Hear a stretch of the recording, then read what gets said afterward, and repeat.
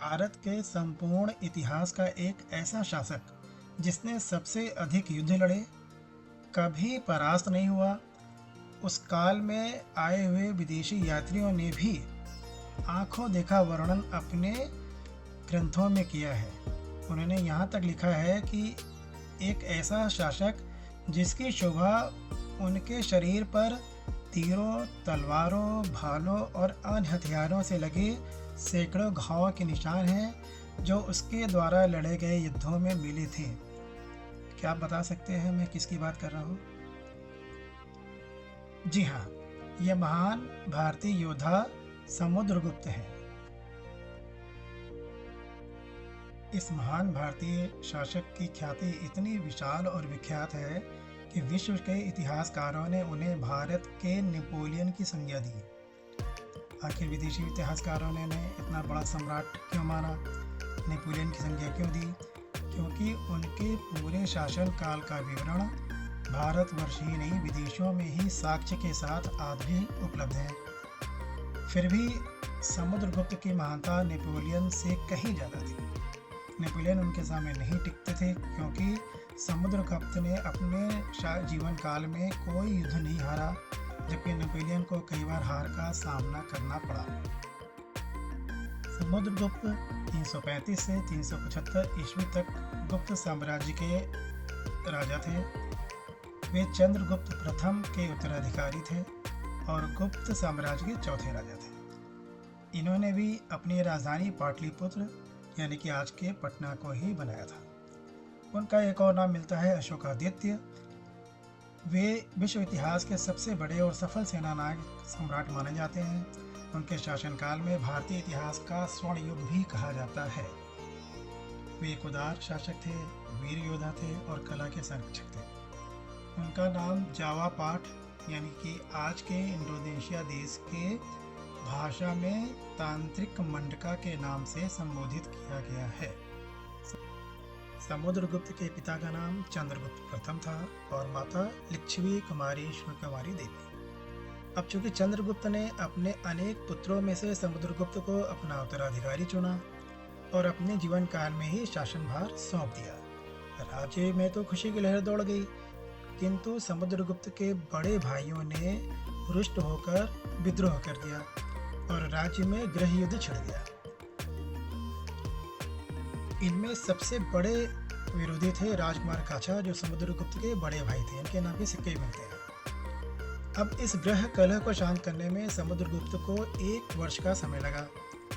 1 वर्ष के बाद इन विद्रोहों को कुचलने के बाद मगध के निर्विवाद राजा बने और उन्होंने इसके बाद दिग्विजय यात्रा भी की। इस दिग्विजय यात्रा का वर्णन प्रयाग में स्तंभ में स्पष्ट रूप से खुदा हुआ है। मैंने भी इस प्रयाग के लौह स्तंभ का विजिट किया है और आपको बता दूं कि सैकड़ों सालों के बाद भी आज भी ये स्तंभ बिना किसी क्षति के खड़ा है। अब राजा बनने के बाद समुद्रगुप्त ने सबसे पहले आर्यावर्त के 3 बड़े राजाओं, जिनमें अहिक्षय के राजा अच्युत, पद्मावती के भार शिववंशी राजा नागसेन और राजकुटिर के राजा को हराकर अपने अधीन कर लिया और एक बड़े से समारोह के साथ पुष्पपुर में प्रवेश किया। प्राचीन काल में पटना को पुष्पपुर के नाम से जाना जाता था। आर्यावर्त के बाद समुद्रगुप्त ने अपने विजय अभियानों को दक्षिण की तरफ मोड़ दिया और कौशल, महाकांतर, भौराल, पिष्टपुर के महेंद्रगिरी, जो आजकल मद्रास प्रांत के पीठापुरम के नाम से जाना जाता है, कोट्टूर, एरंडपल, कांची, अवमुक्त, वेंगी, पल्लक, देवराष्ट्र और कुस्थलपुर, वर्तमान का कुटपुलरा, इन 12 राज्यों पर विजय प्राप्त कर ली। अब इधर जिस समय समुद्रगुप्त दक्षिण की विजय यात्रा पर थे, उस समय उत्तर के अनेक राजाओं ने विद्रोह कर दिया और मौका पाकर अपने आप को स्वाधीन घोषित कर दिया। दक्षिण के इस महान विजय अभियान से लौटने के बाद समुद्रगुप्त ने उत्तर के इन राजाओं का समूल नाश कर दिया, जिनके नाम हैं रुद्रदेव, मतिल, नागदत्त, चंद्रवर्मा, गणपतनाग, नागसेन, अच्युत नंदी और वलवर्मा। इन विद्रोही राजाओं को कुचलने के पश्चात समुद्रगुप्त ने एक बार फिर पुष्पपुर यानी कि पाटलिपुत्र में शान से प्रवेश किया। इस बार समुद्रगुप्त ने सजा के तौर पर इन सभी राजाओं के राज्यों को अपने राज्य में सम्मिलित कर लिया। इन दूर दराज के राजाओं को उसने अपना परिचारक अर्थात सेवक बना लिया। इसके पश्चात समुद्रगुप्त के विशाल राज्य और सैन्य शक्ति को देख के अन्य किसी भी राजा को उसके सामने सिर उठाने का साहस नहीं हुआ। साथ ही इसका परिणाम और क्या हुआ? गुप्त साम्राज्य की सीमाओं से लगे दूसरे राजाओं, योद्धाओं, गणराज्यों ने अपनी इच्छा से समुद्रगुप्त की अधीनता स्वीकार कर ली। इसके अलावा कुछ बड़े राज्य जैसे कि समहत दक्षिण पूर्वी बंगाल, कामरूप असम, नेपाल, देवाक असम का नागा प्रदेश और कर्तपुर, कुमायूं और गढ़वाल के पर्वत के प्रदेश, इन सब ने भी समुद्रगुप्त की अधीनता स्वीकार कर ली और उन्हें बाकायदा कर देना शुरू कर दिया। साथ ही कुछ दूसरे राज्य मालो, अर्जुनायन, यधेर, माद्रक, प्रार्जुन, सनकानिक, काक, खरपरेक नामक गणराज्यों ने भी संपूर्ण अधीनता स्वीकार कर ली। अब समुद्रगुप्त के राज्य की विशालता और उनकी सैन्य शक्ति को देखते हुए उनकी धाक दक्षिण और पश्चिम के राजाओं पर भी पड़ी। दक्षिण और पश्चिम के इन राजाओं ने उसका आधिपत्य स्वीकार कर लिया और बराबर उपहार भेजकर उसे संतुष्ट करने की चेष्टा करने लगे। इनमें देवपुत्र शाही शाहानुशाही, शप, मुरुंड और सहलक सेन के राजा प्रमुख हैं। इन राजाओं ने समुद्रगुप्त को खुश करने के लिए आत्मसमर्पण कर दिया, कन्योपादान किया, दान दिया, गरुड़ ध्वज अंकित आज्ञा पत्रों का धारण किया, उसकी आज्ञाओं को मानने लगे। अब ये गरुड़ ध्वज आज्ञा पत्र और कन्योपादान क्या है? पायन में ये राजागण समुद्रगुप्त को अपनी कन्या का दान करते थे और उनसे विवाह करा देते थे। जहाँ पर विवाह संभव नहीं होता था समुद्रगुप्त के साथ, तो गुप्त परिवार के ही किसी वशिष्ठ व्यक्ति से शादी कर देते थे और गरुणाध्वज अंकित राजा पत्रों में गुप्तों के द्वारा गरुड़ ध्वज अंकित आज्ञाओं का पालन करते थे। अब समुद्रगुप्त का राज पश्चिम में गांधार से लेकर पूर्व में आसाम तक और उत्तर में हिमाचल के कीर्तिपुर जनपद से लेकर दक्षिण में सिंघल तक फैल गया। प्रयाग के प्रशस्ति में समुद्रगुप्त के संधि विग्राहिक यानी कि दूसरों राष्ट्रों से संधि करने वाले मंत्री और लिखने वाले मंत्री महादंडनायक हरिपेण ने लिखा है कि पृथ्वी भर में कोई उसकी तुलना में नहीं था, सारी धरती को उसने अपने बाहुबल से बांध रखा था। तो इन घटनाओं और इन सूत्रों से पता चलता है कि समुद्रगुप्त का पूरे भारतवर्ष और पश्चिम में ईरान की सीमा तक कितना बड़ा दबदबा कायम हो चुका था। और घटना के बारे में पता चलता है, श्रीलंका के राजा मेघवर्ण बोध गया में एक बौद्ध विहार बनाना चाहते थे, जिसकी उन्होंने परमिशन मांगी और वो परमिशन समुद्रगुप्त ने उनको दे दी। इससे उसकी उदारता का पता चलता है। समुद्रगुप्त के इतिहास का मुख्य स्रोत वर्तमान में प्रयागराज और उसके निकट कौशाम्बी में चट्टानों के शिलालेख, लोह स्तंभ आदि में पूरे डिटेल में सारा इतिहास खुदा हुआ है। इन शिलालेखों में समुद्रगुप्त के विजय अभियानों का संपूर्ण विवरण मिलता है। इस शिलालेख पर यह भी लिखा है कि जिसका खूबसूरत शरीर युद्ध की कुल्हाड़ियों, तीरों, भालों, बर्छी, तलवारों, शूल के घावों की सुंदरता से भरा हुआ है। और यही बात चाइना से आए यात्रियों ने भी अपने लेखों में मेंशन किया है। अब ये शिलालेख किस लिए महत्वपूर्ण है? इसलिए महत्वपूर्ण है कि इनसे भारत के प्राचीन काल के इतिहास, राजाओं के आपस में व्यवहार और महत्वपूर्ण घटनाओं की जानकारी मिलती है। इन शिलालेखों में विभिन्न राज्यों के राजाओं के नाम भी अंकित हैं, जो कि 4वीं शताब्दी की शुरुआत में भारत में मौजूद थे। इनमें चंद्रगुप्त के विजय अभियान पर लिखा गया है, जो उनके लेखक या मंत्री हरिसेना ने लिखा है कि समुद्रगुप्त उत्तर भारत का एक महान शासक था, वहीं दक्षिण भारत में उसकी पहुंच थी। स्वयं दक्षिण के राजा भी उसके बराबरी नहीं कर पाते थे। जैसा कि आप सब जानते हैं, समुद्रगुप्त ने अपने जीवन में सैकड़ों लड़ाइयाँ लड़ी। बहुत से राज्यों को उसने अपने राज्य में शामिल किया। बहुत से राज्यों ने उसकी अधीनता स्वीकार कर ली और वे कर और दान देकर अपना राज तो चलाते रहे, बट समुद्रगुप्त के अधीन ही वो सारे राज चलाते थे। उनको कोई प्रॉब्लम होती थी तो समुद्रगुप्त से वो हेल्प लेते थे और समुद्रगुप्त उनकी रक्षा भी करते थे। कुछ राज्यों के नाम मैं दोबारा समराइज करके बता देता हूँ। गुप्त साम्राज्य की सीमा से सटे राज्यों पर प्रारंभ में समुद्रगुप्त ने आक्रमण किया। ये सीमा ऊपरी गंगा घाटी के शासक थे, जिनमें कई राजाओं को उसने नष्ट कर दिया, विशेष रूप से रुद्रदेव, मतिला, नागदत्त, चंद्रवर्मन, गणपतिनाग, नागसेन, अच्युत नंदिन और बलवर्मन। इनमें से कुछ शासकों के शासित राज्यों की पहचान स्पष्ट नहीं है, लेकिन ये अनुमान इतिहासकार लगाते हैं कि अधिकांश ये राज्य वर्तमान में उत्तर प्रदेश में स्थित थे। इन सभी साम्राज्यों को गुप्त साम्राज्य में मिला लिया गया। जैसा कि पहले भी मैंने चर्चा किया था कि समुद्रगुप्त सिर्फ हिंसक विनाश के लिए नहीं जाने जाते थे। मध्य भारत के अनेक दूर दराज के राज्य, जिनको अटविका राज बोलते थे हैं। अटविका राज का मतलब वन के राज्य, जो जंगलों में छोटे छोटे दूर दराज के राज्य थे, उनके राजा गणों ने भी सम्राट समुद्रगुप्त से संधि की और कुछ ने अपने साम्राज्य का उसमें विलय भी कर दिया, लेकिन वो साम्राज्य चलाते रहे समुद्रगुप्त के सेवक बनकर। उत्तर पूर्व के कुछ और भी राज्यों को समुद्रगुप्त ने अपने राज्य में समाहित कर लिया। वे राजा कौन थे? राजा समताता, जो वर्तमान बंगाल राज्य है, देवका और कामरूप, कामरूप वर्तमान में असम राज्य, नेपाला वर्तमान में नेपाल देश, और करतलीपुरा वर्तमान में पंजाब और उत्तराखंड के कुछ हिस्से। इन सब क्षेत्रों पर समुद्रगुप्त ने अपना शासन कर लिया और अपने गुप्त राज की सीमा काफ़ी बड़ी कर ली।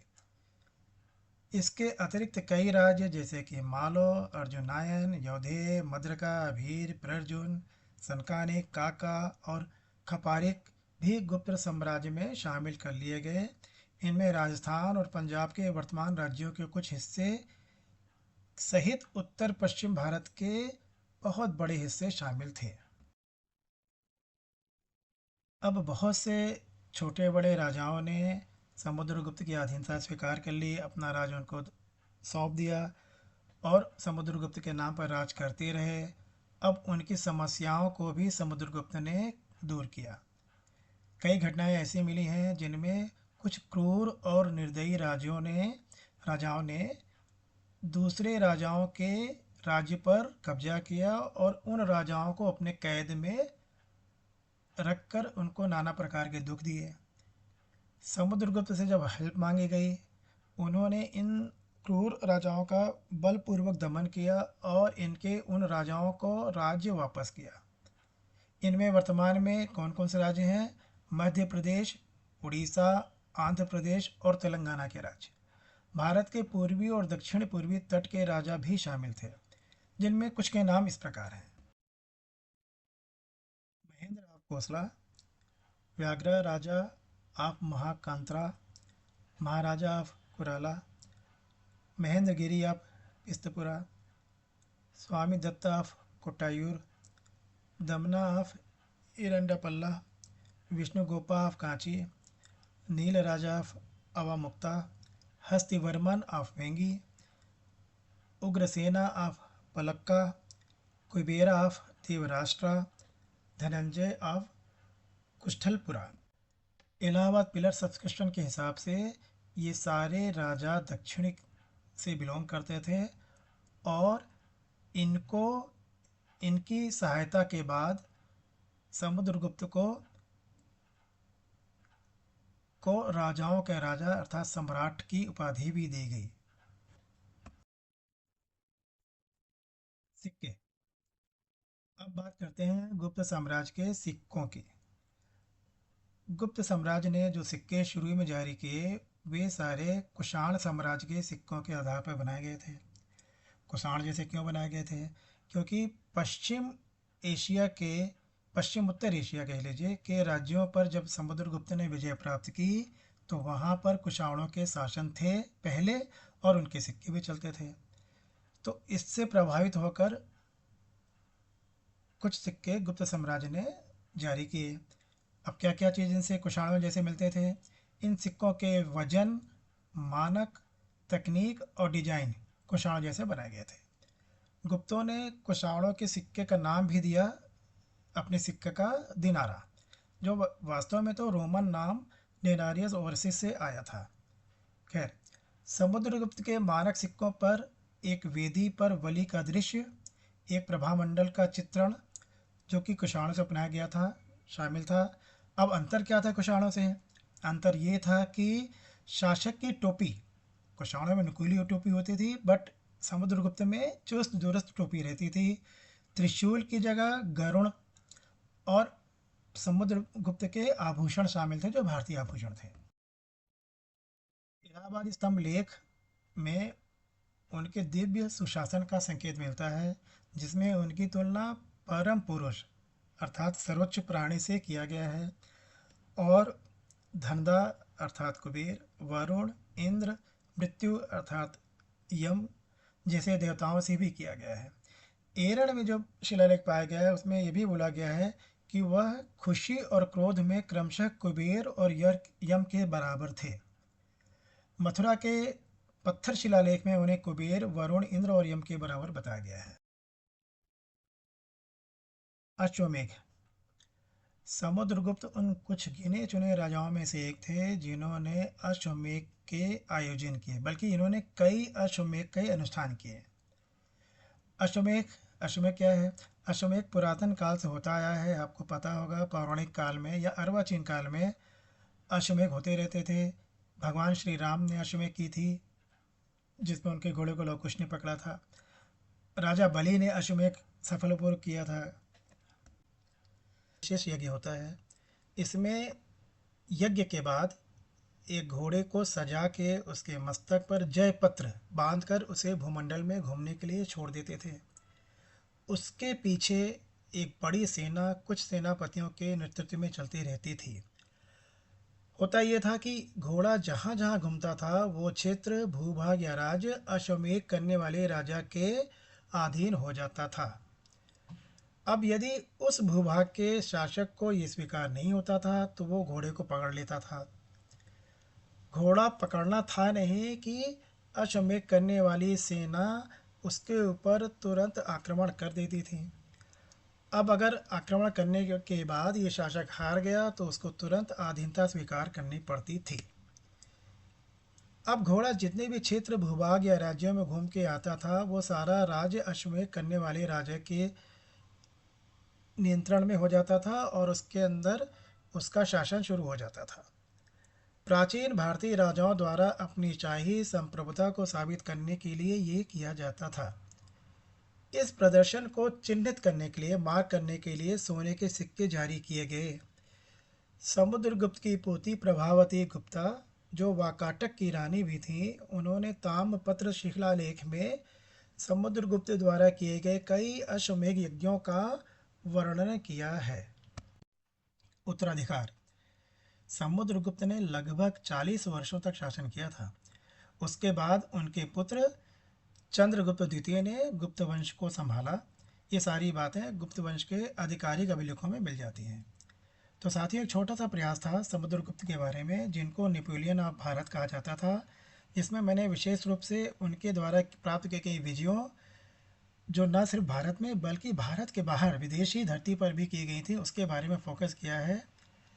आपको ये वीडियो अच्छा लगा हो तो please share it, like it, subscribe it. मैं आपका मित्र अशोक।